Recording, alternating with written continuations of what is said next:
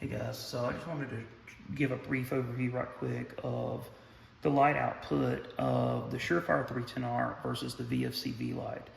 Now, one thing to keep in mind is the LED module that I'm running on here right now is the VFC lamp module itself. It's the one that came with the gun. I've done no came with the light. I've never done any modifications to it or anything like that to increase light put or anything. And then here's the 310R, and now what I have done with it is normally back in the day the 310R would have come with what's called the R30 bulb, or the standard bulb that came in most lamps, or came in most lamp modules back in the day would have been a P60 bulb like these. The R30 was just the 3-volt version of this lamp. Both of them were a super xenon assembly. The P60 was rated for about 60 lumens of light. The R30 was rated for about 30 to 45 lumens of light. So anyway, there's that. But still, I'll just do a brief comparison. I normally on the VFC light, because the light output is so much lower compared to a better light module, and I have another video on showing how to set one of these up or how to modify this to become better. Using one of these modules that I have in here.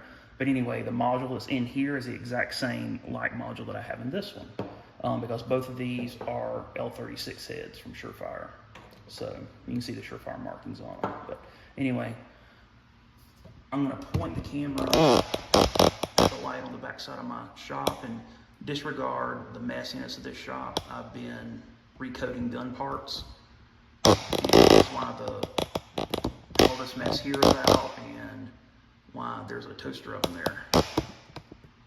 So anyway, there's this, and first and foremost, I'll turn the shop light off. Now, just the only light that's on is just the lighting, the overhead lighting in my garage. But here is the VFC light.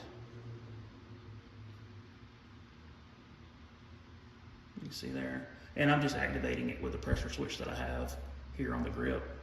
But as you can see, the VFC light output isn't that great. And that's with a brand new battery. Now here is the real 310R.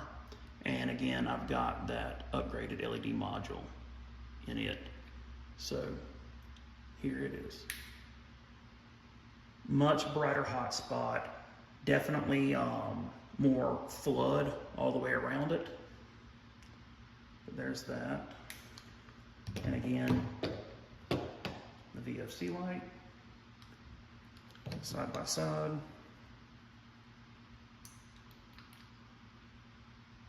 VFC on the right, real 310R on the left. It's really not that good of a comparison at all. This is way less light output, but you can fix that by removing this, and either A, to save money, reutilize this light housing if you don't mind the slightly not so kosher look at the end of the bezel with that retainer ring. But if you don't mind the look of that, you can get rid of this. You can utilize this, drop the $35 LED module that's in this legit Surefire head in it, and get the same light output. But for simplicity's sake, I just had another one of these laying around, so I used it. So you thread this on, and I go into how to do that in the other YouTube video. But then you can get good light output out of your VFC light along with that. Now, I did buy these two lights at different times of the year. The one in the legit Surefire is actually a cooler tint LED, where this is a warmer tint LED. But that's the only difference. So yeah, if you see two different colors, it's because this one over here in the VFC is a warmer tint, whereas the one in the 310R is a cooler tint. But overall brightness seems about the same.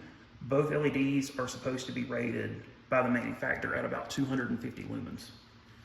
And for a single battery Surefire weapon light setup, especially on these old plastic guns, that's a pretty good light output for these.